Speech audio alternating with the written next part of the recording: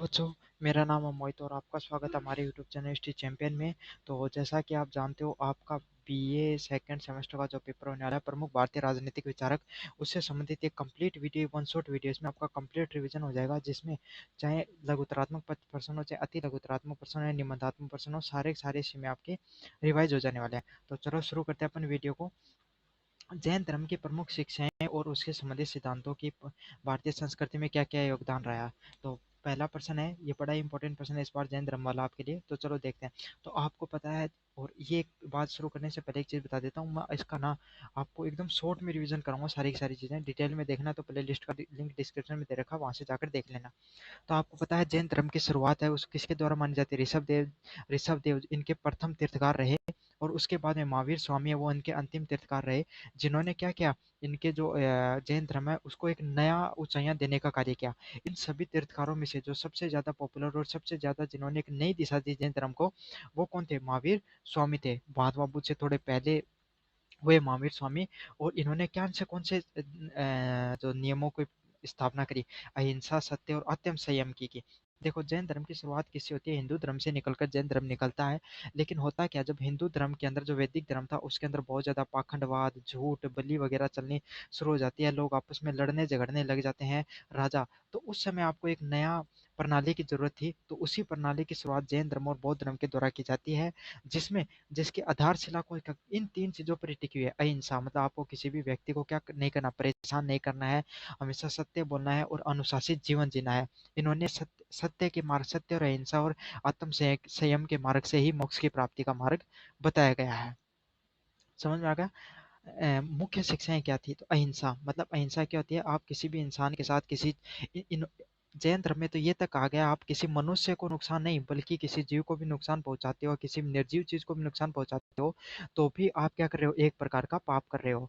तो इन्होंने पहला चीज यही दिया कि आपको अहिंसा, किसी भी जीव, वस्तु, स्थान, किसी भी चीज को आपको क्या नहीं करना है? नुकसान नहीं पहुंचाना है। सत्य, इन्होंने बताया कि जीवन में हमेशा कोशिश करो कि जितना ज्यादा हो सके जीवन में सत्य बोलना आपको। अस्त्य क्या होता है? अस्त्य का अर्थ होता है कभी भी चोरी नहीं करना। और इनके अनुसार कोई भी चीज़ है उसको बिना पूछे आप नहीं ले सकते हो, चाहे छोटी चीज़ हो चाहे बड़ी चीज़ हो, बिना चोरी की चीज़ों को लेना इन्होंने इनके धर्म में अपराध माना गया। ब्रह्मचर्य क्या माना गया है?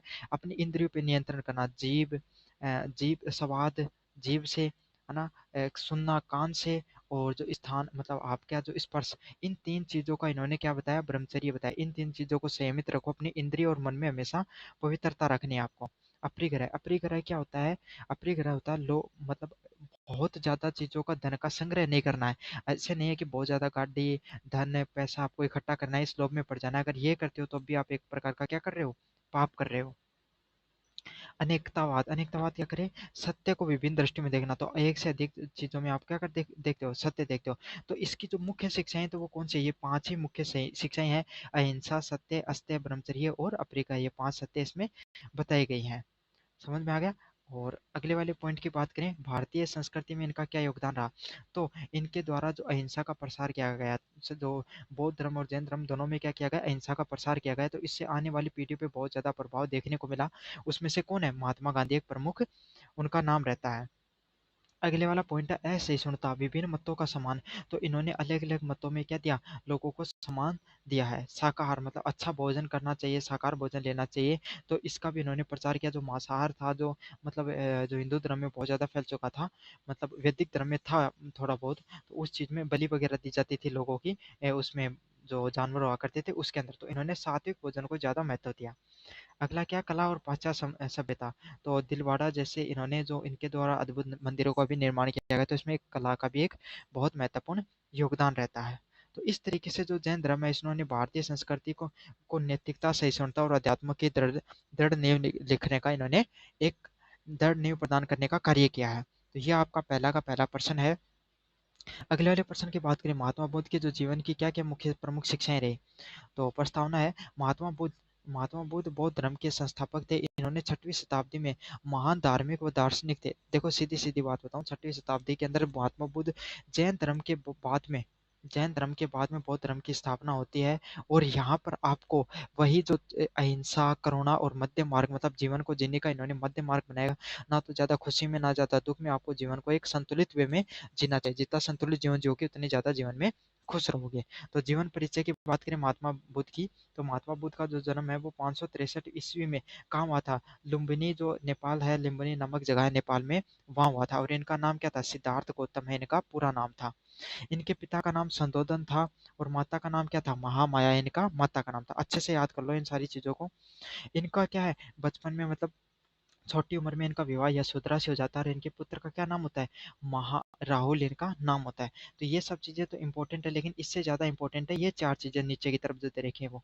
इसमें क्या है? महाभिनिर्कृष्णम, ठीक है? तो इसको निष्कर्ष से निकालना, आप इसको निष्कासन से निकालना। निष्कासन क्या हो? निकल जाना कोई भी चीज़। तो इन्होंने क्या किया था? 29 साल की उम्र में अपने राजमहल को, राजगद्दी को त्याग कर क्या कर दिया था? जो भक्ति के लिए या अध्यात्म की मार्ग की खोज के लिए चले गए थे। उसको किस रूप में जाना जाता है? महाभिनिर्कृष्णम के नाम से जाना जाता है। फिर क्या हुआ था? इन्होंने लगातार 6 वर्ष तक जो अपने वटवृक्ष के नीचे जो अध्यात्म की मार्ग की, ज्ञान की खोज के मार्ग में इन्होंने लगातार प्रयासरत रहे। और 35 वर्ष की उम्र में इनको बोध गया में वट वृक्ष के नीचे इनको किसकी प्राप्ति हो जाती है?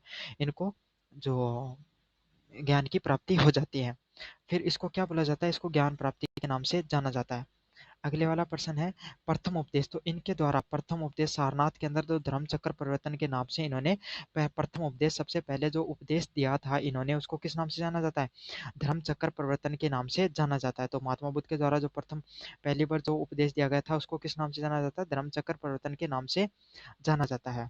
अगले वाला पॉइंट है महापरिनिर्वाण। तो 483 ईस्वी में कुंसी नगर में इनके द्वारा क्या कर लिया जाता है? इनको निर्वाण की प्राप्ति हो जाती है। और इसको किस चीज में, मतलब मोक्ष की प्राप्ति हो जाती है। और इस चीज को किस रूप में देखा जाता है? महापरिनिर्वाण के रूप में देखा जाता है।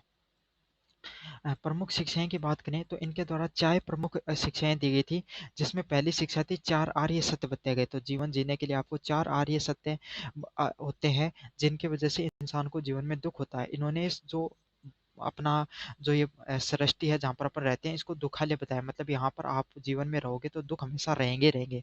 तो इसमें से तो दुखों के कारण क्या बताए? तो इन्होंने बताया कि जीवन में आपको हमेशा दुख रहेंगे। यही 4 सत्य हैं। कारण, उस दुख को कारण का क्या कारण है? तृष्णा। तृष्णा मतलब आप जो इच्छाएं होती हैं इंसान की, उसकी वजह से इंसान को क्या होता है? दुख पैदा होता है।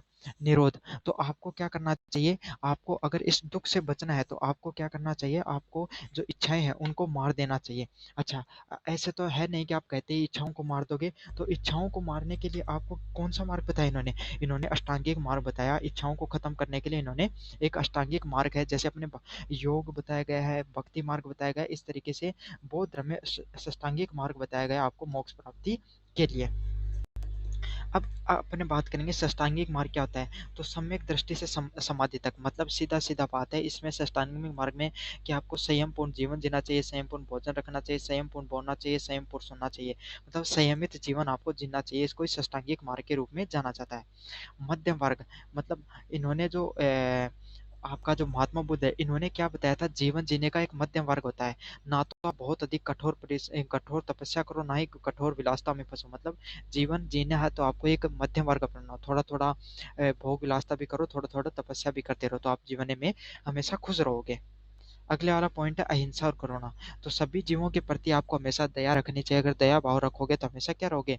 आप अहिंसा और करुणा से जुड़े रहोगे। निष्कर्ष की बात करें, महात्मा बुद्ध की शिक्षा ने मानवता को शांति व समानता व आत्मज्ञान का मार्ग दिखाया। तो महात्मा बुद्ध ने जो जो शिक्षाएं दी, इससे क्या हुआ? सभी लोगों को एक नया मार्ग दिखाया, जिसमें सभी लोगों को समानता और आत्मज्ञान को प्राप्ति के मार्ग के बारे में इन्होंने बताया। तो ये थे महात्मा बुद्ध से संबंधित जितने भी शिक्षाएं हैं। मोस्ट इंपॉर्टेंट पर्सन है, इस बार देखने को मिल सकता है। अभी तक तो आया नहीं है पर्सन, लेकिन इस बार आने के पूरे चांसेस हैं। अगले वाले पर्सन की बात करें, राज्य के कार्य क्षेत्र में। अच्छा, ये पीडीएफ है, ये टेलीग्राम पे मिल जाएगी। और अन्य प्रश्न देखना चाहते हो तो डिस्क्रिप्शन में मैंने लिंक दिया, वहां से जाकर देख लेना। राज्य के कार्य क्षेत्र में शुक्र के क्या क्या विचार रहे थे? प्रस्तावना की बात करें, सबसे पहले प्रस्तावना आएगी। प्राचीन भारत के प्रसिद्ध दार्शनिक थे कौन? शुक्राचार्य। तो इनके द्वारा शुक्र नीति का निर्माण किया गया। वहाँ पर क्या राजनीति और प्रशासन, राजनीति प्रशासन के विभिन्न सिद्धांत है उसको प्रस्तुत किया गया। मतलब शुक्र के द्वारा क्या किया गया? शुक्र के द्वारा जो अपन राज्य हुआ करता था, राज्य ने पहले राजा हुआ करते थे, तो उनके द्वारा जो राज्य चलाया करता था, उस राज्य के बारे में उन्होंने क्या अलग अलग प्रकार के नियम दिए हैं। तो इन्होंने क्या क्या नियम दिए हैं? पहला नियम जन कल्याण। मतलब इन्होंने राजा के बारे में बताया, राजा का प्रथम दायित्व यही होता है कि वो जनता के प्रति जनता है उसके प्रति क्या रहे, समर्पित रहे, अपना जीवन है, अपने जो सुख सुविधाएं उसको त्याग कर जनता के प्रति उसको समर्पित रहना होता है। 2 नंबर प्रश्न है कानून व्यवस्था। तो इनके द्वारा क्या न्यायपूर्ण इनको जो शुक्र के द्वारा नियम बनाया गया, कोई भी राज्य के चलने के लिए कानून बहुत ज़रूरी है। अगर हर व्यक्ति को न्याय मिलेगा, कानून से व्यवस्था चलती रहेगी, तो क्या रहेगा, हर व्यक्ति है वो समाज के अंदर खुश रहेगा आपकी व्यवस्था के अंदर। अगले वाला पॉइंट है आर्थिक कार्य। कृषि, व्यापार, सिंचाई और कर व्यवस्था के विकास के लिए इन्होंने क्या बताया, आर्थिक कार्य बताए, जिसमें क्या कि लोगों को पैसे कमाने के लिए भी कार्य करने होते हैं, जैसे कि कृषि हो गया, व्यापार हो गया, सिंचाई हो गया और कर व्यवस्था है उसका आपको बहुत अच्छे से निर्माण करना होता है।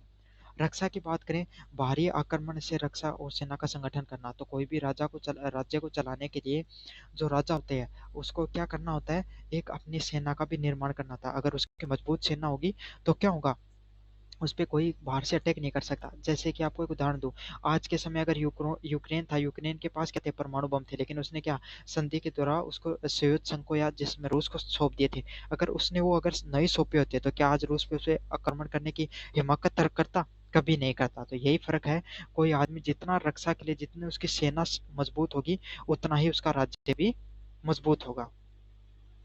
अगले वाला पॉइंट है शिक्षा व संस्कृति। तो जो शुक्र के द्वारा बताया गया, कोई भी राज्य है उसकी जो विद्यालय हो गई, कला हो गया और धर्म का संरक्षण करना जरूरी है। किसका मतलब, कोई भी राज्य में शिक्षा होना बहुत जरूरी है। अगर शिक्षा होगी, लोग शिक्षित होंगे, तो लोग हमेशा क्या रहेंगे, लोग हैं वो समझदार रहेंगे, और लोग हैं, लोगों में एक नई ऊर्जा का हमेशा संचार होता रहेगा, और देश भी जो राज्य है वो भी आगे बढ़ता रहेगा। तो कोई भी देश देख लो, एक अशिक्षित राज्य होगा, एक शिक्षित राज्य होगा, कौन ज़्यादा प्रगति करेगा, शिक्षित राज्य है वो ज़्यादा प्रगति करेगा। अच्छा, भारत पे अंग्रेजों ने क्यों राज किया, क्योंकि उनके पास शिक्षा थी, नई तकनीक थी, नए विचार थे, इसलिए तो वो भारत पे आकर राज करना कर ले गए, वरना थोड़ी कर पाते। तो ये शिक्षा भी बहुत ज़्यादा ज़रूरी होती है कोई भी राज्य को चलाने के लिए। आपदा प्रबंधन, कोई भी राज्य को चलाने के लिए अकाल, बाढ़ और महामारी से सहायता के लिए क्या, उस जो आपकी राज्य है उसके पास उन संसाधनों का होना भी बहुत ज़्यादा ज़रूरी होता है। अब बात करें मूल्यांकन के, शुक्र के विचार के अनुसार जो आधुनिक वेलफेयर स्टेट के सिद्धांत से मेल खाते हैं। मतलब अगर अपन मूल्यांकन करें जो शुक्र के राजनीतिक विचारों की, तो वो आज के समय में जो वेलफेयर स्टेट, मतलब ऐसा स्टेट जहाँ पर सभी लोगों को क्या है, समानता मिले, सभी लोगों को न्याय मिले, सभी लोगों को संसाधन मिले, उपयोग करने के लिए सभी लोग खुश रहें। तो इस प्रकार के स्टेट के सिद्धांत से, मतलब राज्य के सिद्धांत से उनके विचार है वो मेल खाते हैं। उनका दृष्टिकोण व्यवहारिक, लोक हितकारी और सर्वगुण विकास पे आधारित है। तो उनके द्वारा जो नियम बताए गए हैं वो कैसे हैं, लोक हितकारी है और सर्वगुण के विकास पर आधारित है। निष्कर्ष की बात करूं तो शंकराचार्य ने राज्य को केवल शक्ति का प्रतीक नहीं बल्कि जनसेवा और कल्याण के माध्यम से माना है। तो शुक्राचार्य ने क्या किया है, राज्य को केवल शक्ति का प्रतीक नहीं माना बल्कि जन कल्याण और जनसेवा और कल्याण का माध्यम माना। तो इन्होंने क्या कहा, राज्य सिर्फ ऐसा नहीं कि बहुत शक्तिशाली होना चाहिए, उसमें वो जनता है वो भी खुश होनी चाहिए और सभी लोगों का कल्याण भी होना चाहिए। तभी तो एक राज्य क्या माना जाएगा, एक संपूर्ण राज्य के रूप में उसको जाना जाएगा। तो मुझे उम्मीद है कि सारी की सारी चीज़ें समझ में आ रही होगी। हाँ, ये बात ज़रूर है कि मैं थोड़ी स्पीड से सारी सारी चीज़ों आपको रिवाइज करवाऊंगा। अगले वाले प्रश्न की तरफ बढ़े। महात्मा ज्योतिबाई फुले वास्तविक महात्मा और समाज क्रांतिकारी, समाज सुधारक थे। तो इसका पहला पॉइंट है, महात्मा ज्योतिबाई फुले है, उनके द्वारा 1827 से 1890 में भारत में के एक समाज सुधारक थे। तो महाराष्ट्र के अंदर महात्मा ज्योतिबाई फुले है, इनके द्वारा आपको पता है छुआछूत हो गया, मतलब जो गरीब, जो दलित वर्ग है उसके लिए जो छुआछूत की जो प्रक्रिया हुआ करती थी, लोग उनको छूते तक भी नहीं थे, उनके खिलाफ। और उस समय इनका सबसे बड़ा योगदान कहाँ रहा, स्त्री शिक्षा में इनका बहुत ज़्यादा योगदान रहा। इन्होंने महिलाओं की शिक्षा के लिए बहुत ही ज़्यादा प्रयास करे थे। वे दलित महिलाओं और वंचित वर्ग के हमेशा हितैषी रहे। तो इन्होंने क्या किया, जो दलित वर्ग की महिलाएं थी या दलित वर्ग के लोग थे, इनको लिए बहुत इन्होंने कार्य किए हैं। इनके मुख्य योगदान की बात करें तो 1848 में पुणे में कन्या पाठशाला की स्थापना करना, दलित व महिलाओं के लिए इन्होंने क्या किया थे, द्वार खोले थे। तो आपको पता है ज्योतिबाई फुले के द्वारा 1848 में पुणे में एक कन्या पाठशाला खोली थी, जिसका बहुत ही प्रखर विरोध भी हुआ था, क्योंकि उसमें महिलाओं को पढ़ना एक बहुत ही गैर कानूनी चीज माना जाता था। लेकिन इनके द्वारा प्रथम बार प्रयास किया गया कि महिलाओं को शिक्षा मिलनी चाहिए, और इसी के कारण आज जो महिलाएं पढ़ रही हैं वो इनके ही सबसे बड़ी योगदान है। अगले वाला पॉइंट है सत्य शोधक समाज का निर्माण करना। तो 1873 में इनके द्वारा स्थापना की गई जाति विरोधी आंदोलन है। अब इन्होंने क्या किया, जातिगत आंदोलन को एक नई दिशा देने के लिए, जातिगत जो लोगों में भेदभाव होता है उसके लिए एक नए समाज की शुरुआत की। उसको किस समाज से जाना जाता है, सत्य शोधक समाज के नाम से जाना जाता है। और इस समाज की स्थापना को हुई 1873 में। समाज की स्थापना वो देखी जाती है। अगले वाला पॉइंट है महिला उत्थान। तो महिलाओं के उत्थान के लिए इन्होंने महिला जो विधवा पुण्य विवाह हो गया और बाल विवाह, उसका क्या क्या विरोध किया। तो इन्होंने महिलाओं के उत्थान के लिए क्या क्या प्रयास किए। महिलाओं के उत्थान के लिए इन्होंने विधवा महिलाएं हैं उनका क्या पुण्य विवाह, मतलब उनको वापस विवाह करने की अनुमति मिलनी चाहिए, क्योंकि पहले समाज में विधवा महिलाओं को पुण्य शादी करने का क्या नहीं मिलता था, लोग समर्थन नहीं करते थे, उस चीज़ का बहुत ही ज़्यादा विरोध होता था। तो इन्होंने इस चीज़ का समर्थन किया। उन्मूलन। तो इन्होंने ब्राह्मणवाद, पाखंडवाद और वर्ण व्यवस्था की आलोचना की। तो जातिवाद, जातिगत जो व्यवस्था होती थी, जहाँ पर जो ब्राह्मणवादी लोग होते थे उन्होंने क्या कर रखा था, मतलब ब्राह्मणिक लोग नहीं, मतलब जातिगत व्यवस्था होती थी जहाँ पर ब्राह्मण हो गए, फिर क्षत्रिय हो गए, फिर शूद्र हो गए, फिर वैश्य हो गए। तो ये जो व्यवस्था थी, जातिगत व्यवस्था, ये वंशवाद के आधार पे थी, मतलब इंसान के कर्म के आधार पे उसकी जाति तय होनी चाहिए, ना कि उसकी वंश के आधार पे। तो ये वंशागत जो परंपरागत थी, इसमें लोग हैं वो क्या करते थे, जो वैश्य हुआ करते थे उनके समाज में कोई कदर नहीं थी, वो दलित थे, उनको समाज से बाहर रखा जाता था। तो इस चीज के लिए उन्होंने बहुत ही ज्यादा प्रयास किया समाज में।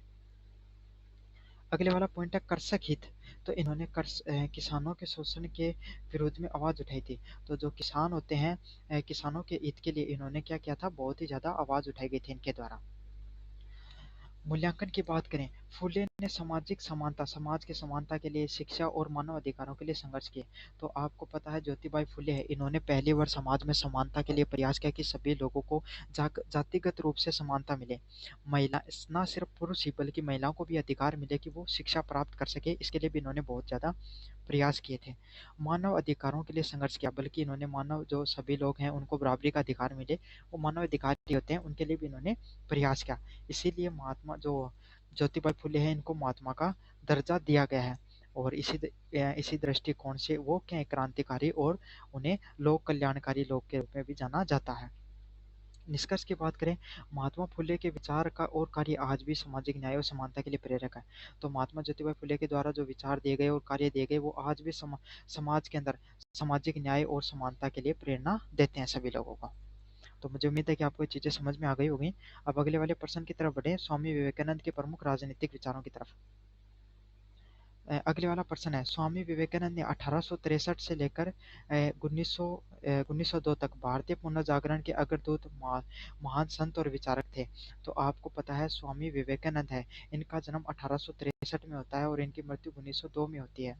तो इस समय के ये भारतीय जो समाज के अंदर एक बहुत ही महान संत हुए, और इन्होंने भारत की जो वैदिक सभ्यता है उसको पूरी दुनिया के सामने फैलाने का एक अग्रणी कार्य किया है। भारतीय संस्कृति, अध्यात्म और राष्ट्रीय पुनर्निर्माण में इनकी जो छवि है वो बहुत ही शानदार थी। तो देखो, आपको पता है स्वामी विवेकानंद है, इस इनके द्वारा भारतीय जो संस्कृति है, अध्यात्म है और राष्ट्रीय पुनर्निर्माण, राष्ट्र को फिर से निर्माण करने का इनका बहुत ज़्यादा प्रयास रहा था। जो भारत, जिस समय अंग्रेज पहले तो जो मुगल आक्रांताओं थे, मुस्लिम लोगों ने क्या कर दिया था, भारत पे आक्रमण करके हिंदुओं को या अपनी जो संस्कृति, वैदिक संस्कृति, उसको नष्ट करने का कार्य किया। फिर अंग्रेज आ गई, उन्होंने ईसाई धर्म को प्रचार प्रसारित किया और अपनी जो संस्कृति है उसको बदलने का प्रयास किया। लेकिन स्वामी विवेकानंद है वो न्यूयॉर्क में जाते हैं और वहाँ पर पहली बार अपना भाषण देते हैं और पूरी दुनिया के सामने जो वैदिक सभ्यता है उसका झंडा गाड़ते हैं। तो यही है, पूरी दुनिया में स्वामी विवेकानंद ने अपनी सभ्यता को आगे फैलाने का बहुत ही प्रमुख कार्य किया है। इनके प्रमुख विचारों की बात करें तो पहला पॉइंट है राष्ट्रीय पुनर्जागरण। राष्ट्र की शक्ति और उसमें लोगों की नैतिकता और अध्यात्म और शारीरिक उन्नति में नहीं था। तो इन्होंने क्या कहा, राष्ट्र की जो शक्ति है, राष्ट्र में जो मजबूती है वो किस चीज में है, लोगों की नैतिकता, मतलब सभी लोग हैं वो समानता के साथ रहें, आध्यात्मिक तरीके से रहें और शारीरिक रूप से रहें। मतलब इन्होंने क्या बताया, कि कोई भी राष्ट्र है उसकी उन्नति कब हो सकती है, जब लोग, सभी लोग अनुशासन से कार्य करें, पूजा पाठ या थोड़ा अध्यात्म में भी रहें और शारीरिक रूप से अपने देश के प्रति समर्पित रहें, तभी क्या रहेगा, एक राष्ट्र की उन्नति रहेगी। तो इसी तरीके से इनके विचार, इन्होंने राष्ट्र को पुनः जागरण देने का कार्य किया। अगले वाले पॉइंट की बात करूँ, शक्तिशाली भारत। तो उस समय जो भारत में युवाएँ थे वो बहुत पहले के पहले जो आपका मुगल साम्राज्य था इससे लोग पीड़ित थे, फिर अंग्रेज आ गए उनसे पीड़ित थे, तो लोग बहुत ज़्यादा निराशा के भाव में जी रहे थे। तो इन्होंने क्या किया, लोगों को एक नई ऊर्जा देने का कार्य किया। साथ के साथ लोगों को परिश्रम और अनुशासन अपनाने का क्या दिया, अनुशासन अपनाने का इन्होंने लोगों को संदेश दिया था। अगले वाले पॉइंट की बात करें, धर्म और राजनीति में संबंध। तो राजनीतिक और नैतिकता अध्यात्म मूल्यों पर आधारित होना चाहिए। तो इन्होंने क्या माना है, कोई भी धर्म और जो राजनीति है वो कैसी होनी चाहिए, धर्म और राजनीति है वो आध्यात्मिक मूल्यों पर हमेशा आधारित होनी चाहिए। तो इन्होंने राजनीति का क्या रूप बताया, इन्होंने राजनीति का रूप बताया कि राजनीति हमेशा आध्यात्मिक होनी चाहिए और नैतिक मूल्य उसमें जुड़े होंगे। जितने ज़्यादा आध्यात्मिक और नैतिक मूल्य से जुड़ी होगी उतना ही ज़्यादा लोगों को इससे फायदा होगा। 4 नंबर पॉइंट की बात करें, समानता और भाईचारा। तो इन्होंने क्या किया, इन्होंने सभी लोगों को एक करने का कार्य किया। जाति के आधार पे, वर्ग के आधार पे और धर्म के आधार पे उसमें जो भेदभाव देखने को मिलता था इसको समाप्त करने के लिए इन्होंने जोर दिया। इन्होंने कहा कि समाज में जो जातिगत व्यवस्था है हमें इसको नष्ट करना चाहिए। अगले वाले पॉइंट की बात करें, सामाजिक सेवा। निर्धनों और पीड़ितों की सेवा सेवा को राष्ट्र निर्माण का आधार माना। तो इन्होंने जो निर्धन लोग हो गए और जो समाज में पीड़ित लोग हो गए, इसमें जो इन्होंने क्या, इन सब लोगों को राष्ट्र के निर्माण का इन्होंने आधार माना। तो इन्होंने क्या किया कि इन सब लोगों को भी, हमारे समाज में जो अमीर लोग हैं या फिर जो समाज के उच्च कुल के लोग हैं, इनको सब लोगों के साथ मिलकर इन लोगों को आगे बढ़ाना होगा। अगर निर्धन लोग, गरीब लोग, पीड़ित लोग जब आगे बढ़ेंगे तब क्या होंगे, समाज की उन्नति होगी। तो इस चीज़ पे इन्होंने क्या किया, इस चीज़ को अपनाकर इन्होंने समाज सेवा को एक बहुत ही जोर दिया। अगले वाला पॉइंट है, उपनिवेशिक शासन का विरोध करना। आत्मनिर्भरता और आत्म सम्मान से स्वतंत्रता की प्राप्ति करना। तो इन्होंने लोगों को, उस जिस समय अंग्रेज राज कर रहे थे, अंग्रेजी शासन था, उस समय लोगों को ये समझाया कि आपको ये जो अंग्रेजों पे आप जो इतने डिपेंडेंट हो गए हर चीज़ के समय, अंग्रेजों के द्वारा दिए गए आप जितने भी प्रोडक्ट हैं उनको खरीदते हो, उनको यूज करते हो आप, अपनी खुद की कोई शासन प्रणाली नहीं है भारत में, तो हमें अपनी शासन प्रणाली लानी होगी। हमें अंग्रेजों से निर्भरता कम करके हमें खुद पर निर्भर करना होगा और हमें आत्मसम्मान की लड़ाई लड़नी होगी, तभी हम क्या कर सकते हैं, स्वतंत्रता की प्राप्ति कर सकते हैं। तो जो स्वामी विवेकानंद है वो उन कुछ लोगों में से थे जिन्होंने पहली बार भारत में स्वतंत्रता व स्वराज की बात की थी। निष्कर्ष की बात करूँ, स्वामी विवेकानंद के जो राजनीतिक विचार हैं वो राष्ट्रीय एकता। तो जो स्वामी विवेकानंद के किन किन चीज़ों की बात की है, राष्ट्रीय एकता, सभी लोगों को एक रहना चाहिए, सामाजिक न्याय और अध्यात्म शक्ति पर आधारित थे। तो इन्होंने ना सिर्फ ये ऐसे संत थे जिन्होंने सिर्फ अध्यात्म या भक्ति भावना की बात करी, बल्कि इन्होंने राष्ट्रीय, सभी लोगों को एक रहना चाहिए, सभी लोगों को सामाजिक न्याय मिलना चाहिए। और इन सब चीज़ों को कैसे प्राप्त कर सकते हैं अपन, अध्यात्म के मार्ग से इन सब चीज़ों को प्राप्त कर सकते हैं। इन सब चीज़ों पर इन्होंने बात की थी। अगले वाले प्रश्न की बात करें, स्वामी दयानंद सरस्वती के प्रमुख विचारों के मूल्यांकन कीजिए। तो आपको पता है स्वामी दयानंद सरस्वती है, ये 1824 से लेकर 1883 के अंदर किसके, आर्य समाज के संस्थापक के रूप में किसको जाना जाता है, आपको स्वामी दयानंद सरस्वती को जाना जाता है। ये आधुनिक भारत के मान सुधारक थे। तो आपको पता है स्वामी दयानंद सरस्वती है, इनके द्वारा जो भारत का जो वर्तमान समय का जो आधुनिक भारत है उसके निर्माण में इनका, स्वामी दयानंद सरस्वती का बहुत बड़ा ही योगदान रहा है। इनके द्वारा, अच्छा, इन्होंने भारत में जो अपना जो वैदिक धर्म है उसको बढ़ाने का इन्होंने बहुत अधिक कार्य किया था। अच्छा, इनका जो सिद्धांत है वो किस पे निर्भर था, वेदों के निर्भरता इनकी ज्यादा थी। इन्होंने वेदों को क्या माना, सर्वोच्च ज्ञान का स्रोत माना था, जिनका समाज, धर्म और शिक्षा में सुधार का वर्णन किया। तो इन्होंने वेदों को सब कुछ माना और वेदों के आधार पर क्या कहा कि वेदों के आधार पे हमें हमारा समाज, धर्म और शिक्षा है उसमें सुधार करना चाहिए। ये वो स्वामी दयानंद सरस्वती वो लोग थे जिन्होंने अपनी जो प्राचीन सभ्यता के साथ साथ अपनी आधुनिकता को भी अपनाने का कार्य किया। इन्होंने प्राचीन जो अपनी जो कुल से गुरुकुल से जो पद्धति आ रही थी, शिक्षा पद्धति, उसको अपनाते हुए इन्होंने कहा कि हमें आधुनिक शिक्षा को भी अपनाना चाहिए। आधुनिकता भी कोई भी राष्ट्र के लिए बहुत ज़्यादा ज़रूरी होती है। इनके प्रमुख विचारों की बात करें तो पहला इनका जो प्रमुख विचार था वो क्या था, वेदों के लौटो। तो इन्होंने सत्य और ज्ञान के लिए वेदों का आधार माना। तो इन्होंने क्या माना कि आपको वेदों की ओर लौटने का अर्थ है कि सत्य और ज्ञान के मार्ग से हम क्या कर सकते हैं, वेदों को अपना सकते हैं। तो इनका पहला जो कॉन्सेप्ट था वो ये था कि वेदों को ही मानते थे और इन्होंने नारा दिया था कि हमें सब लोग अपनी फिर से वैदिक सभ्यता को मानना होगा और वेदों को ही फिर से अपनाना होगा। वेदों के माध्यम से हम सत्य और ज्ञान है उसको प्राप्त कर सकते हैं। अगले वाला पॉइंट है सामाजिक सुधार। जाति प्रथा, छुआछूत और बाल विवाह का इन्होंने क्या किया था, विरोध किया था। तो इन्होंने क्या किया था, जाति की जो प्रथा थी, हमारे जो ब्राह्मणवाद था, जिसमें ब्राह्मण हो गए, वैश्य हो गए, क्षत्रिय, वैश्य, शूद्र हो गए, उन लोगों ने क्या कर रखा था, वैश्य जो लोग थे उन लोगों को अपने समाज से बाहर निकाल रखा था। दलित वर्गों के जो छुआछूत की जो व्यवस्था थी उसको हटाने का इन्होंने प्रमुख कार्य किया। बाल विवाह का भी ये बहुत ज्यादा विरोध करते थे। इनका मानना था कि वेदों में बाल विवाह जैसी व्यवस्था वो नहीं हुआ करती थी, तो हमें क्या है, हमें भी इस व्यवस्था को हटा देना चाहिए। विधवा पुनर्विवाह, और इन्होंने विधवा पुनर्विवाह महिलाओं का फिर से विवाह करना चाहिए विधवा के बाद, उसका भी इन्होंने समर्थन किया था। अगले वाला पॉइंट है शिक्षा। स्त्री और पुरुष दोनों के समान शिक्षा के पक्ष में थे। तो जो आपका है स्वामी दयानंद सरस्वती है, ये शिक्षा के मामले में स्त्री व पुरुष दोनों को शिक्षा देने में विश्वास रखते थे कि महिलाओं को भी शिक्षा देनी चाहिए और पुरुषों को भी शिक्षा देनी चाहिए। धर्म सुधार की बात करें तो जो स्वामी दयानंद सरस्वती हैं, ये मूर्ति पूजा, अंधविश्वास और पाखंड के एकदम प्रखर विरोधी थे। तो इनके द्वारा क्या हुआ करता था, स्वामी दयानंद सरस्वती ये मूर्ति पूजा में बिल्कुल भी विश्वास नहीं करते थे। इनका मानना था कि वेदों के अंदर मूर्ति पूजा जैसी व्यवस्था बिल्कुल लागू नहीं की गई है, तो हमें भी इस चीज को खत्म कर देना चाहिए। साथ के साथ अंधविश्वास और पाखंडवाद का भी ये विरोध करते थे। अगले वाले पॉइंट की बात करूं, स्वराज की बात। तो स्वराज का क्या, राष्ट्र की स्वतंत्रता और आत्मनिर्भरता का समर्थन।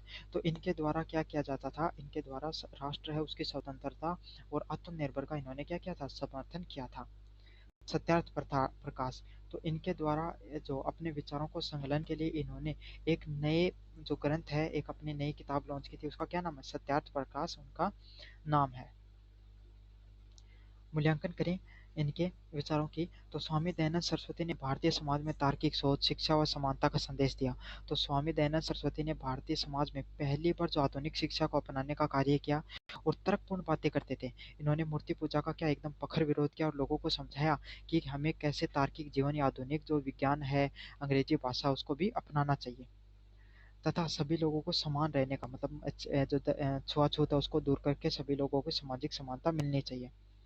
यद्यपि उनके कुछ विचार समय की सीमाओं में बंधे थे, लेकिन उनके कुछ विचार हैं वो समय की सीमाओं में बंधे हुए थे, लेकिन उनके कुछ विचार हैं मतलब उस देखो कोई भी व्यक्ति होता है उस समय की में जैसी विचारधारा चल रही होती है उस हिसाब से सोचता है। आज के समय सरकारी नौकरी का ट्रेंड है तो सभी लोग सरकारी नौकरी के बारे में सोचते हैं, लेकिन क्या सरकारी नौकरी के आज से 5-10 साल बाद में उतनी वैल्यू रहेगी, बिल्कुल भी नहीं रहेगी। तो यही है, हर इंसान उस समय की विचारधाराओं से सीमाओं से बंधा होता था, वो भी बंधे हुए थे। पर उनके द्वारा जो सुधारवादी दृष्टिकोण दिए गए थे वो बहुत ही क्रांतिकारी और प्रगतिशाली थे। तो उन्होंने जो लोगों को पहली बार समझाया कि समाज के अंदर हमें नई शिक्षा प्रणाली को अपनाना चाहिए, स्वराज को अपनाना चाहिए, हिंदू धर्म और वैदिक धर्म को फिर से एक नया पुनः जागरण करने का इन्होंने कार्य किया था। वेदों की ओर लौटो इनके द्वारा नेता दिया जो एक नारा दिया गया था, जिसमें क्या था, जो लोग पहले मुस्लिम ईसाई धर्म को अपना चुके थे उनको फिर से एक कार्यक्रम के द्वारा हिंदू धर्म अपनाने का इन्होंने कार्यक्रम रखा था। ये कुछ इनके प्रमुख पॉइंट रहे थे। निष्कर्ष की बात करें तो स्वामी दयानंद सरस्वती ने भारत के सामाजिक, धार्मिक व राष्ट्रीय पुनः जागरण की नींव रखी थी। तो आपके सामने जो स्वामी दयानंद सरस्वती है, इन्होंने भारत का जो सामाजिक, धार्मिक और जो राष्ट्रीय जो पुनः जागरण का जो आंदोलन था उसकी एक नई नींव रखी थी। लोगों को पहली बार ये समझाया कि हम लोग भी स्वतंत्र हो सकते हैं और आधुनिकता को अपना सकते हैं। अगले वाले प्रश्न की तरफ बढ़ें। भारतीय राजनीति चिंतन में गोखले का क्या योगदान रहा, आपको इस पे टिप्पणी करनी है। तो गोपाल कृष्ण गोखले है, वो आपको बताया 1866 से लेकर 1915 के बीच में जो भारतीय राष्ट्रीय कांग्रेस थे उसके उदारवादी नेता थे। तो उदारवादी नेता वो होते थे जो अंग्रेजों के साथ मतलब बातचीत, मतलब थोड़ी जो उम्र में ज्यादा बड़ा बुढ़ा आदमी जैन कि एकदम शांतिपूर्ण कोई काम करने को प्रयास करें। तो यही है कि थोड़ा बुढ़ा आदमी था जो कि एकदम शांति से कोई काम कराया करता। वही उदारवादी नेता था जो प्यार मोहब्बत से अंग्रेजा ने समझा बुझा के बुढ़ा उनके है कि अरे मान जागो रे यहाँ का आदमी है। बहुत ही प्रमुख राजनीतिक विचारक थे। इन्होंने संवैधानिक सुधार, शिक्षा प्रसार और कर्मिक सुधारों के माध्यम से स्वतंत्रता का कार्य किया। तो इनके प्रमुख कार्य क्या थे, इन्होंने संविधान को सुधारने का, जो हमारी संवैधानिक परंपरा जो देखते हो भारत का संविधान, उसको धीरे धीरे लागू करने का अंग्रेजों से मांग रखते थे। अंग्रेज उसको लागू करते थे, तो वही चीजें जो अंग्रेजों के द्वारा नियम बनाए गए वही आज भारत के संविधान में भी है।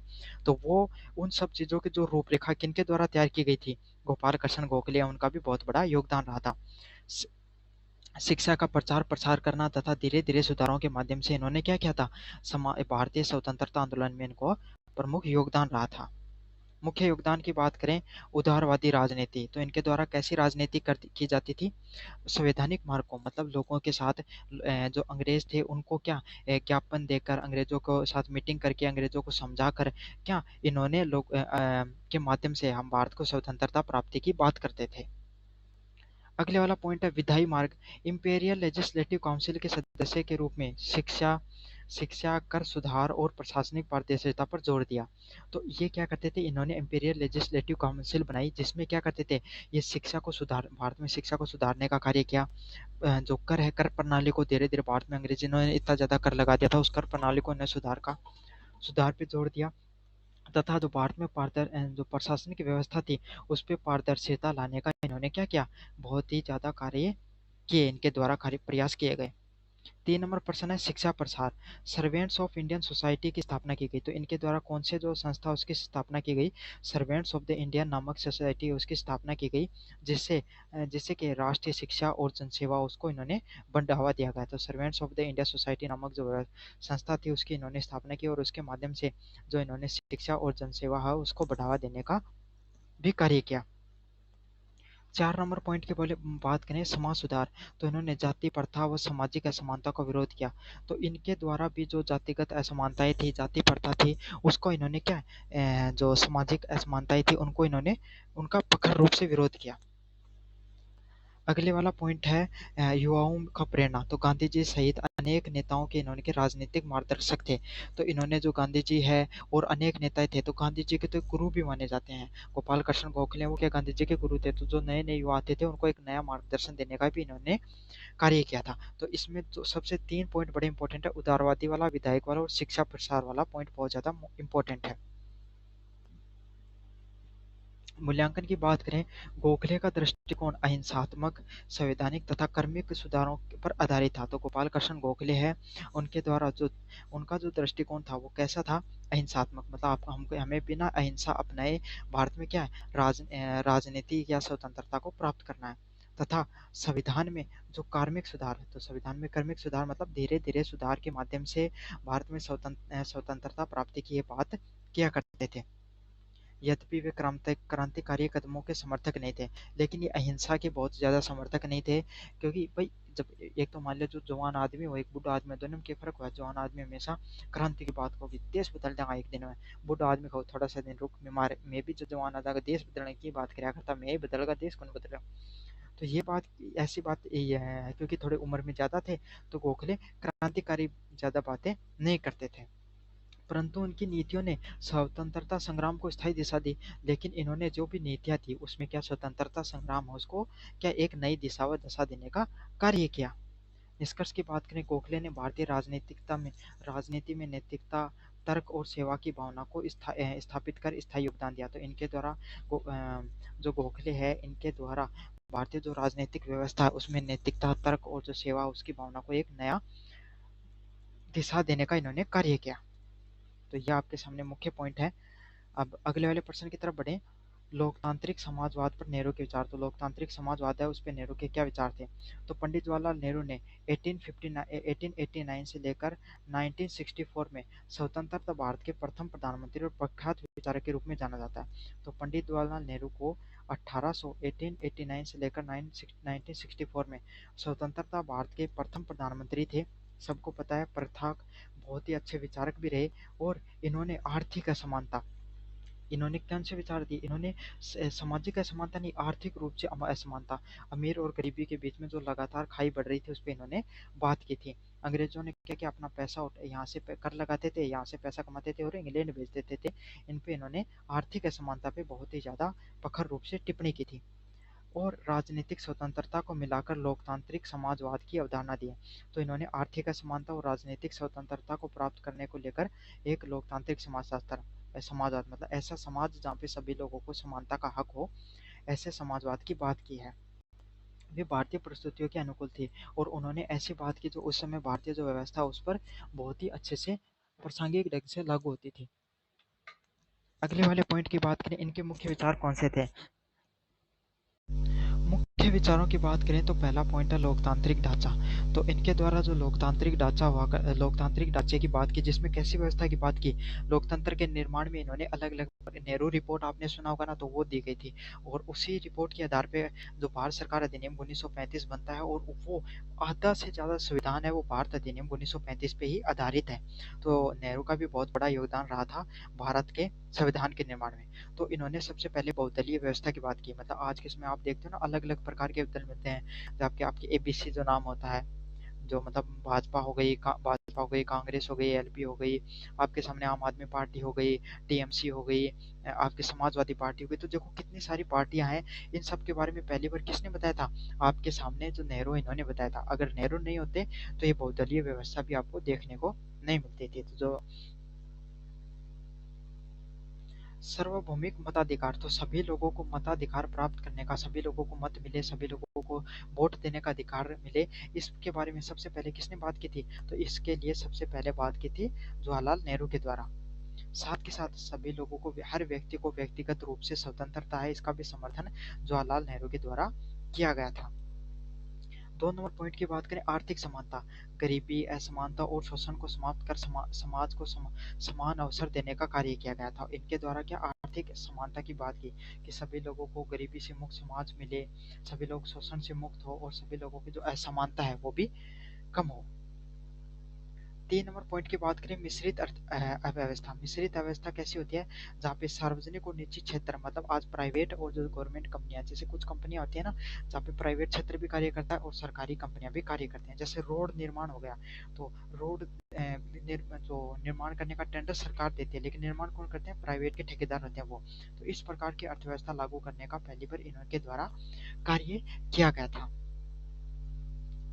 अगले वाला पॉइंट है योजना आधारित विकास। तो इन्होंने सबसे पहले जो पंचवर्षीय योजनाएं थी, उनके माध्यम से जो उद्योग हो गए और कृषि हो गई, उनकी प्रगति पे बात की थी। तो पहली पंचवर्षीय योजना में किसकी बात की गई थी? कृषि पे आधारित पहली पंचवर्षीय योजना थी। लेकिन फिर जो दूसरी पंचवर्षीय योजना आई, वो किस पे आधारित थी? वो आपके सामने औद्योगिक क्रांति पर आधारित थी। किस पे आधारित थी? औद्योगिक क्रांति है, उस चीज पर आधारित थी। तो इन्होंने योजनाओं के आधार पर भारत में जो क्रांति की सबसे पहले बात की थी। अगले वाले पॉइंट की बात करें, वैज्ञानिक दृष्टिकोण। तो आधुनिक समाज, भारत में जो आधुनिक समाज हो गया, तकनीक हो गया, और शिक्षा के प्रसार के माध्यम से लोगों में, राष्ट्र में, राष्ट्र को आगे बढ़ाने का इन्होंने कार्य किया था। तो यही है, तो सभी लोगों को शिक्षा मिले, सभी लोगों को जो आधुनिक शिक्षा और तकनीक के माध्यम से लोग आगे बढ़े, इसका वैज्ञानिक दृष्टिकोण पे भी इन्होंने बहुत ज्यादा जोर दिया। धर्मनिरपेक्षता की बात करें, राज्य के सभी धर्मों के प्रति समान व्यवहार। तो इन्होंने धर्मनिरपेक्ष का भी जो नियम दिया था, कि राज्य में सभी लोग हैं, इनको क्या मिले? सभी लोगों को समानता मिले, सभी लोगों को क्या मिले?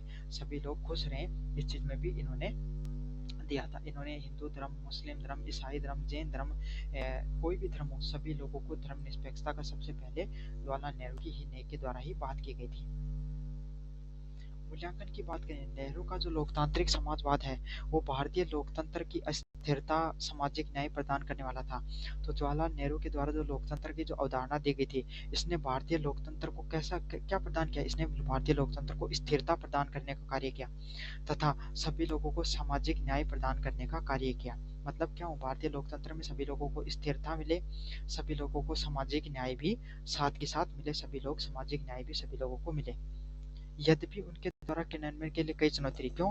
क्यों नहीं मिल पाया सभी लोगों को ये सब चीजें? क्योंकि भारत उसमें नया नया आजाद हुआ था, गरीबी बहुत ज्यादा थी, असमानता बहुत ज्यादा थी, शिक्षा लोगों के पास थी नहीं। तो ये सब चीजें हैं, उनको लागू करने में बहुत बड़ा योगदान नहीं, मतलब बहुत ही कमियां सामने आई।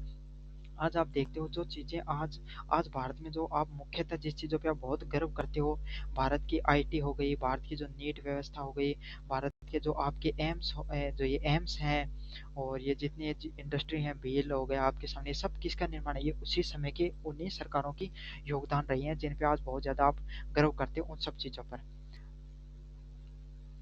निष्कर्ष की बात करें, नेहरू का विचार भारतीय लोकतंत्र में आर्थिक समानता व राजनीतिक स्वतंत्रता का संतुलन था। तो जो जवाहरलाल नेहरू के जो द्वारा जो विचार दिए गए, ये भारतीय लोकतंत्र में आर्थिक समानता, मतलब सभी लोगों को समान अवसर मिले, सभी लोग समानता के साथ जीवन जिए, तथा राजनीतिक रूप से भी सभी लोगों को स्वतंत्रता मिले, इसके संतुलन का इन्होंने एक बहुत ही शानदार मॉडल पेश किया था।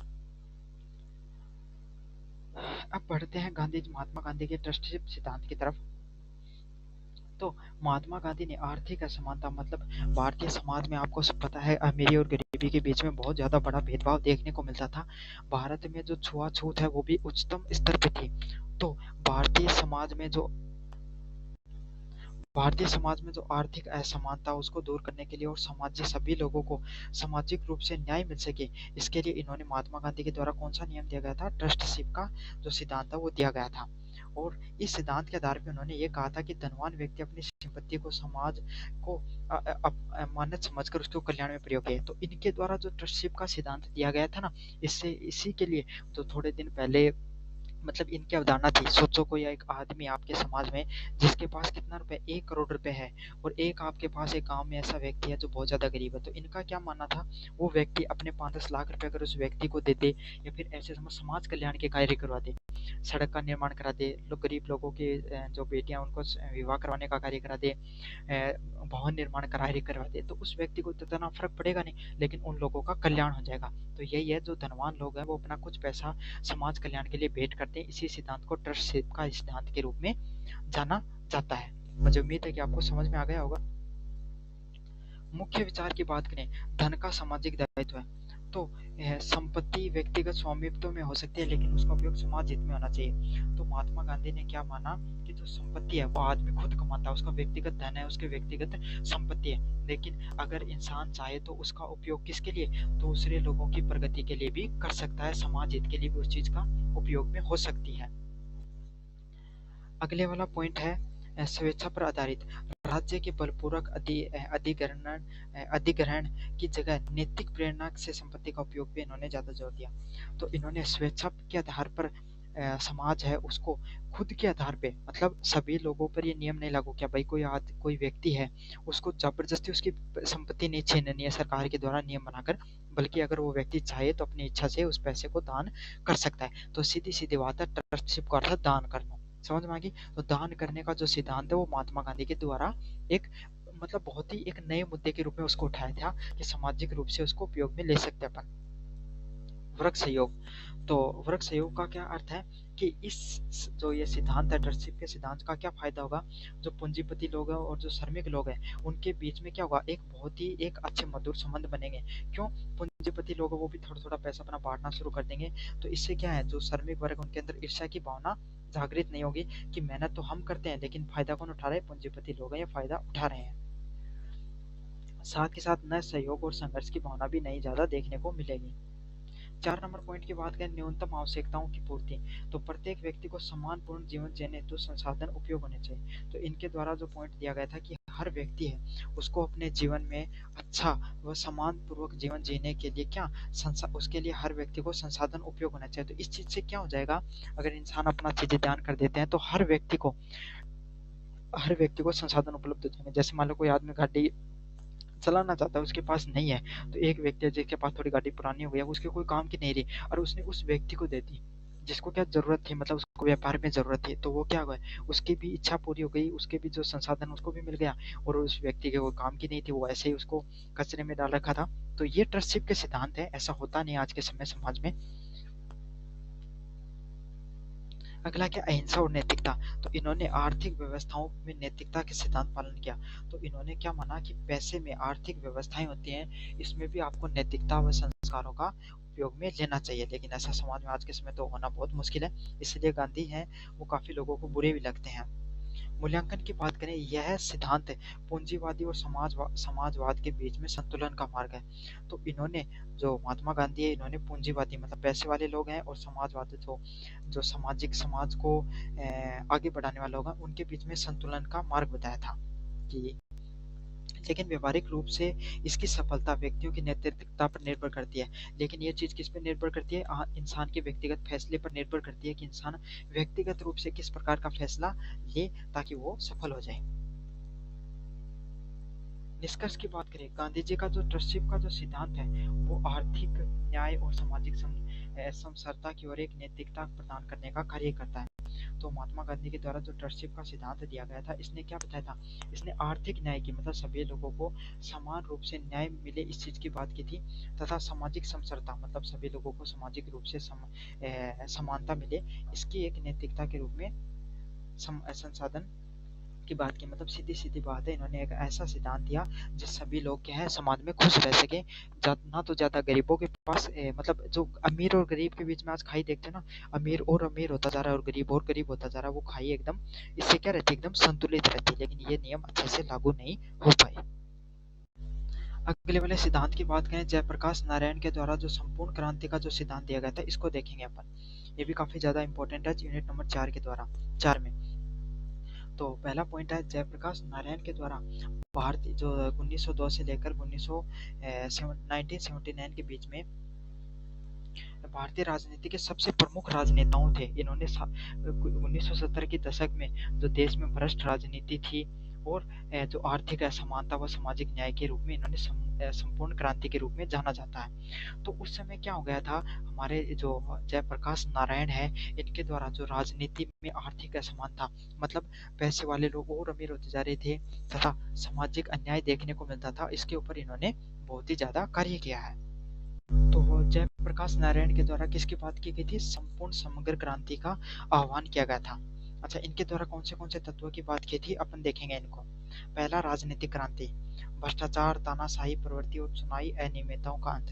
तो इनके द्वारा ये देखो, जब 1970 के आसपास 1960 से लेकर 1970 के बीच में इंदिरा गांधी के ये प्रमुख अपोजिशन में रहे थे, तो इसके समय जो समाज में जो हमारा जो राजनीतिक व्यवस्था थी, वहाँ पर भ्रष्टाचार हो गया, तानाशाही देखने को मिल रही थी और चुनाव में जो अनियमितता, बूथ कैप्चरिंग वगैरह देखने को मिल रही थी, इसमें इन्होंने बहुत ही शानदार क्रांति का निर्माण किया।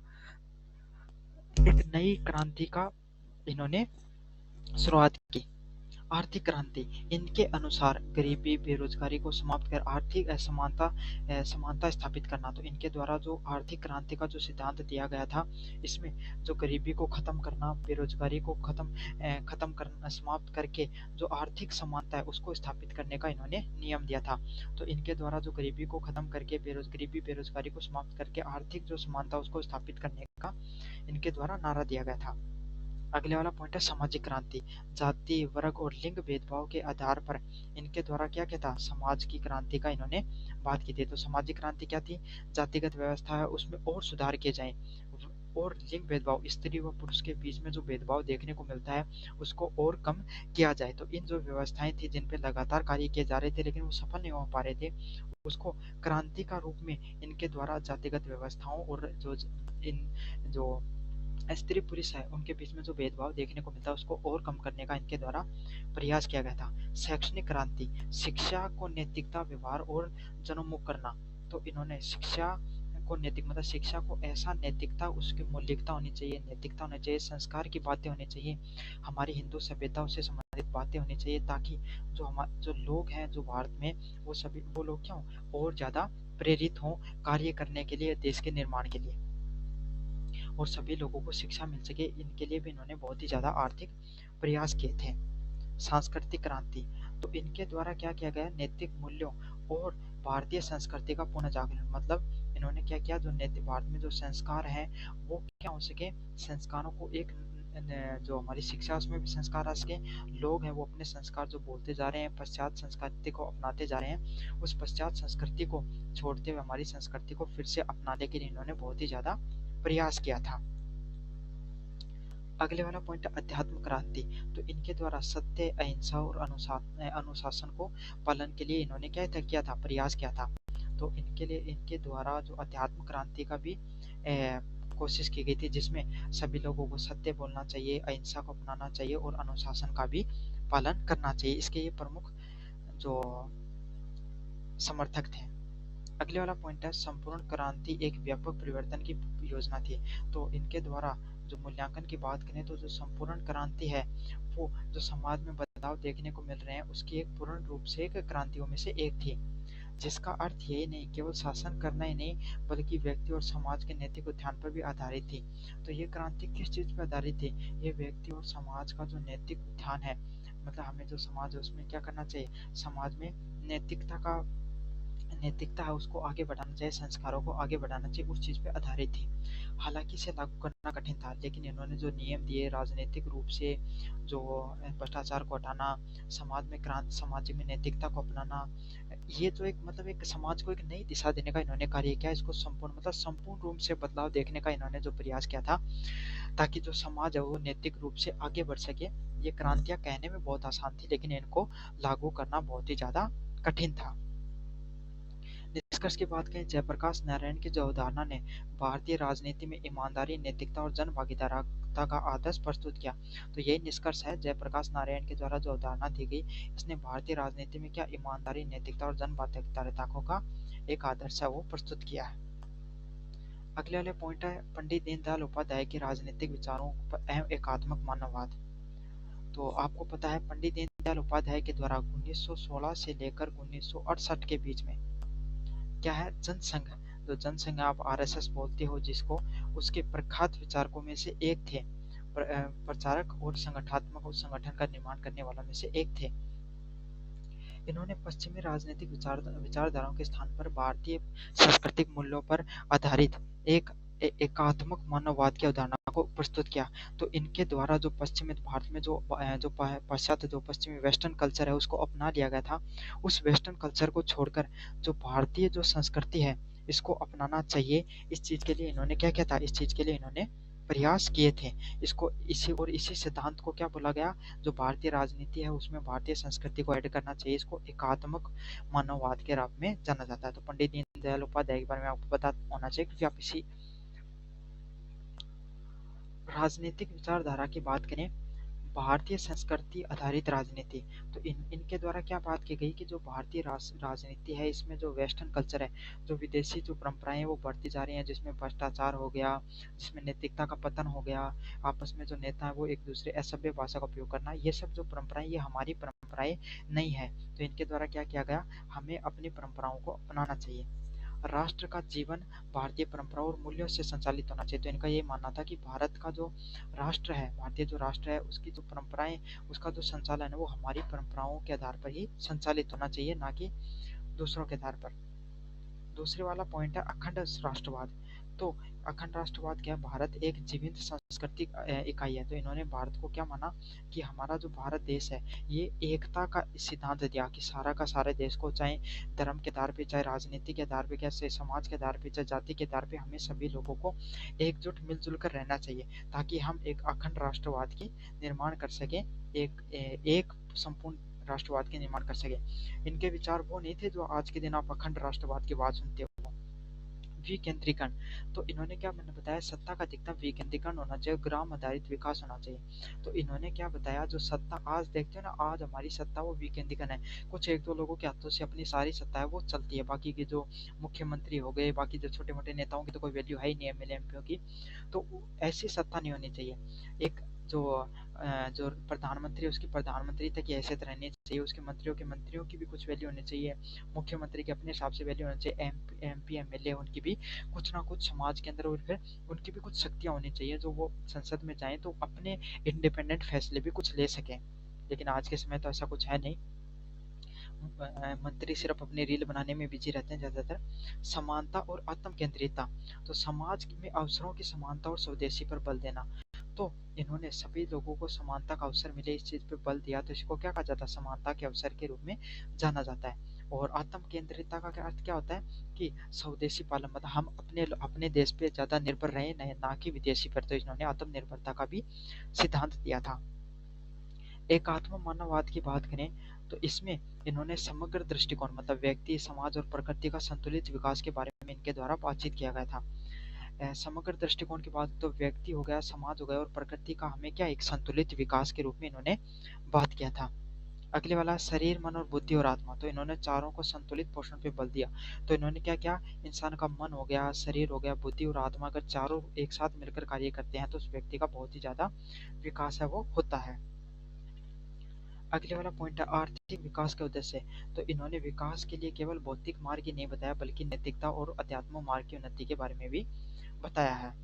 सामाजिक सामंजस्य की बात करें तो इन्होंने वर्ग संघर्ष के स्थान पर सहयोग और समरसता का भाव अपनाने की बात की थी। तो इन्होंने सामाजिक समरसता की बात करें तो इन्होंने वर्ग संघर्ष मतलब आपस में लड़ाई नहीं करके एक दूसरे का सहयोग करके हमारे समाज को आगे बढ़ाने का इन्होंने सिद्धांत दिया है। निष्कर्ष की बात करें, पंडित दीनदयाल उपाध्याय के द्वारा एकात्म मानववाद भारतीय राजनीति, संस्कृति और नैतिकता के सर्वांगीण विकास का एक बहुत ही शानदार आपका जो सिद्धांतों में से एक है। तो ये था आपका कंप्लीट का कंप्लीट निबंधात्मक प्रश्नों का रिवीजन। जितने भी निबंधात्मक प्रश्न इंपॉर्टेंट है मैं सारे के सारे आपको करवा दिए हैं। अब अगले वाले प्रश्नों की तरफ बढ़े। वेरी शॉर्ट टाइप क्वेश्चंस देखेंगे अपन। तो शुरुआत करते हैं बुद्ध धर्म से। भगवान बुद्ध का जन्म कहाँ पर हुआ था? तो लुम्बिनी नामक जगह है, वहां पर भगवान बुद्ध का जन्म हुआ था। अगले वाले प्रश्न की तरफ बढ़े। बुद्ध का ज्ञान कहाँ से प्राप्त हुआ था? तो भगवान बुद्ध है उनको ज्ञान कहाँ से प्राप्त हुआ था? बोध गया है, वहां से भगवान बुद्ध को जन्म जो ज्ञान है वो प्राप्त हुआ था। यूनिट नंबर जो प्रश्न नंबर 3 की बात करें, बौद्ध धर्म के संस्थापक कौन किसको माना जाता है? तो गौतम बुद्ध है या सिद्धार्थ है, उनको जो बौद्ध धर्म उनके संस्थापक के रूप में जाना जाता है। अगले वाला प्रश्न है, जैन धर्म के अंतिम तीर्थकार कौन थे? तो महावीर स्वामी है, वो जैन धर्म के अंतिम तीर्थकार के रूप में उनको जाना जाता है। 5 नंबर प्रश्न की बात करें, महावीर स्वामी का जन्म कहाँ पे हुआ था? तो कुंडल ग्राम नामक जगह थी, वहां पे महावीर स्वामी उनका जन्म हुआ था। अगला प्रश्न है, जैन धर्म के प्रथम तीर्थकार कौन थे? तो जो ऋषभ देव हैं वो आपके सामने जो जैन धर्म है उनके प्रथम तीर्थकार के रूप में उनको जाना जाता है। मनु ने किस ग्रंथ की रचना की थी? तो आप सबको पता है मनु ने मनुस्मृति ग्रंथ की रचना की थी। अगले वाला प्रश्न है, मनुस्मृति किस विषय पर आधारित है? तो मनुस्मृति है वो धर्म समाज की और विधि के आधारित ग्रंथ है। अगले वाले प्रश्न की बात करें, चाणक्य ने किस ग्रंथ की रचना की थी? तो चाणक्य ने अर्थशास्त्र जो ग्रंथ है उसकी रचना की थी। 10 नंबर प्रश्न की बात करो, चाणक्य किस सम्राट के गुरु थे? तो आप सबको पता है चंद्रगुप्त मौर्य है, उनके गुरु थे चाणक्य। चंद्रगुप्त द्वारा किस विश्वविद्यालय से जुड़े हुए थे? तक्षशिला विश्वविद्यालय से जुड़े हुए थे जो चंद्रगुप्त है वो। तो शुक्राचार्य किसके गुरु थे? असुरों के गुरु के रूप में शुक्राचार्य को जाना जाता है। 13 नंबर प्रश्न के बाद, शुक्राचार्य किस विद्या में निपुण थे? मर्त संजीवनी विद्या है उसके अंतर्गत में वो निपुण थे। शुक्र नीति किसके द्वारा लिखी गई? तो शुक्राचार्य के द्वारा शुक्र नीति उसको लिखा गया है। अगले वाले प्रश्न की बात को, अहिंसा किस धर्म का मूल सिद्धांत है? तो आप सबको पता है जैन धर्म का मूल सिद्धांत कौन सा है? अहिंसा है। बौद्ध धर्म की बात करें तो ये लुम्बिनी वाला हो गया है। हाँ, अहिंसा किस धर्म का मूल सिद्धांत है? तो सबको पता है जैन धर्म का मूल सिद्धांत क्या है? अहिंसा है। अगले वाले प्रश्न की बात करें, गौतम बुद्ध कौन थे और उनका क्या संदेश था? तो महात्मा गौतम बुद्ध वो आपके संस्थापक रहे हैं, किसके? बौद्ध धर्म के संस्थापक रहे। तो ये मैंने सारे प्रश्न आपको करवा दिए हैं। अलग प्रश्न मिलेगा तो मैं बता दूंगा। हाँ, कौटिल्य वाला प्रश्न इंपॉर्टेंट है आपका। इसमें जो थोड़ा शॉर्ट टाइप क्वेश्चन भी रिवाइज हो जाएंगे। कौटिल्य कौन थे और अर्थशास्त्र क्या था? तो आप सबको पता है कौटिल्य, जिनको चाणक्य के नाम से भी जाना जाता है, चंद्रगुप्त मौर्य के क्या थे? गुरु थे, और उनके राज्य में मौर्य साम्राज्य में प्रधानमंत्री थे। उनके द्वारा अर्थशास्त्र नामक ग्रंथ की रचना की गई, जिसमें हर चीज बताई गई थी। अर्थव्यवस्था हो गई, प्रशासन हो गया, गुप्तचर व्यवस्था हो गई, किस तरीके से लोगों को गुप्तचरों को रखना चाहिए ताकि राजा के खिलाफ कौन षड्यंत्र कर रहा है, कौन राजा अटैक कर सकता है, इन सब चीजों का पता चलता रहे। साथ ही साथ युद्ध नीति को भी इन्होंने विस्तृत रूप से दुनिया के सामने रखा था। अगले वाला पॉइंट है, चाणक्य नीति का समाज पे क्या प्रभाव पड़ा था? तो चाणक्य के द्वारा जो नीति का निर्माण किया गया था, चाणक्य नीति को व्यवहारिक ज्ञान और राजनीति और नैतिक मूल्यों का संगम माना जाता है। तो चाणक्य के द्वारा जो चाणक्य नीति दी गई थी उसमें क्या था? उसमें व्यवहारिकता का ज्ञान देखने को मिलता है, राजनीति और नैतिक ज्ञान का भी आपको संयम देखने को मिलता है। और इसमें क्या होता है, राजा और प्रजा दोनों को नीति निर्देश देती है कि हमें किस प्रकार के समाज में रहना चाहिए। उनकी बुद्धि और उनके जो बुद्धि थी और कूटनीति ऐसी थी कि उन्होंने नंदवंश को उखाड़ कर फेंक दिया था, और एक छोटा सा बच्चा जो बहुत ही सामान्य से बच्चा था उसको चाणक्य जैसा महान राजा के रूप में बना दिया था। और बाकी तो मैंने सारे प्रश्न आपको पढ़ा रखे हैं शुक्र नीति से संबंधित।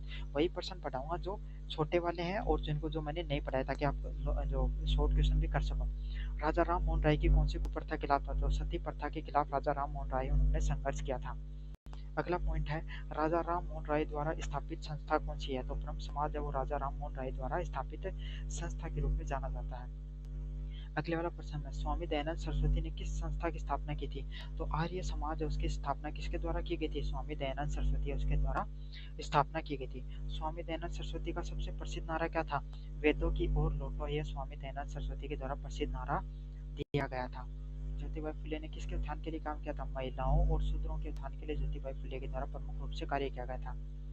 अगला प्रश्न है, ज्योतिबा फुले द्वारा स्थापित विद्यालय किसके लिए थे? तो ज्योतिबा फुले उनके द्वारा जो स्थापित जो विद्यालय थी वो बालिकाओं के लिए स्थापित की गई थी।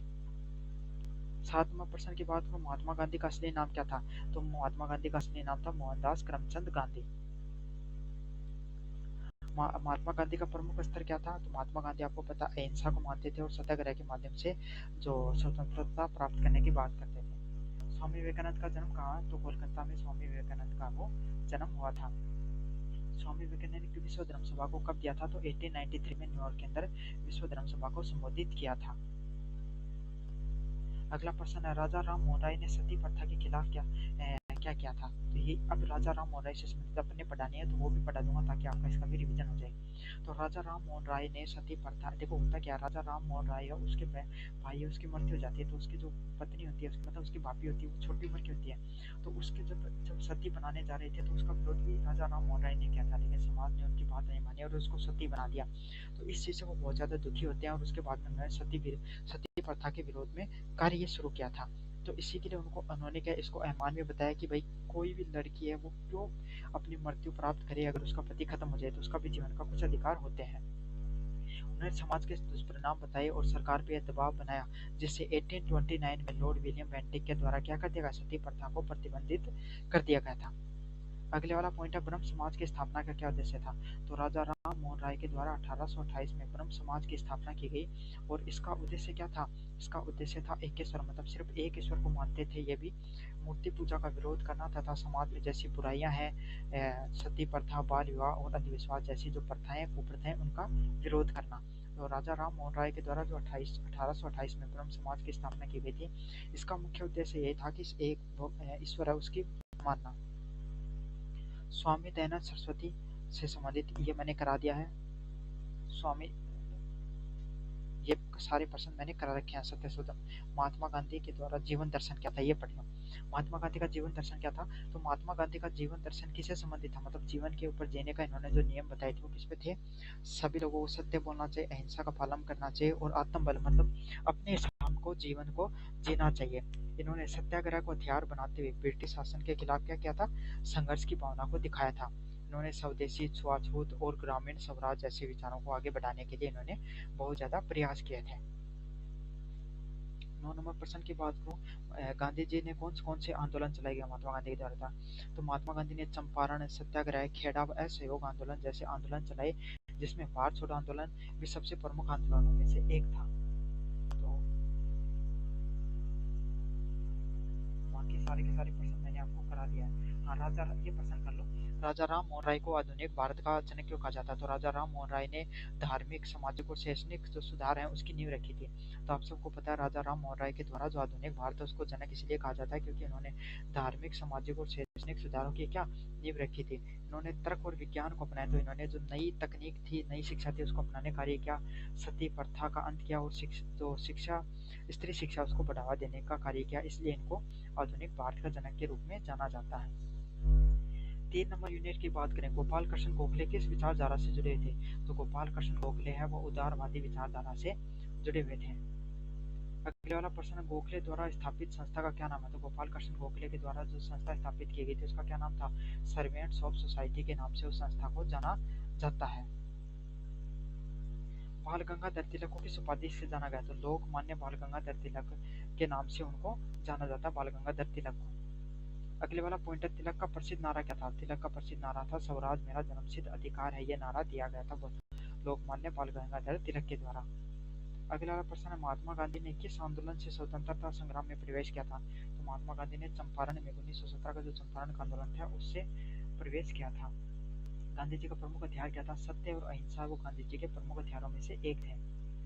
नेहरू ने भारत के किस पद पर रहते पहले व्यक्ति बने थे? तो भारत के पहले प्रधानमंत्री कौन थे? जवाहरलाल नेहरू भारत के पहले प्रधानमंत्री के रूप में उनको जाना जाता है। नेहरू को बच्चों को किस नाम से जाना जाता है? तो चाचा नेहरू के रूप में उनको जाना जाता है। महात्मा गांधी ने स्वदेशी आंदोलन की प्रेरणा कहाँ से ली थी?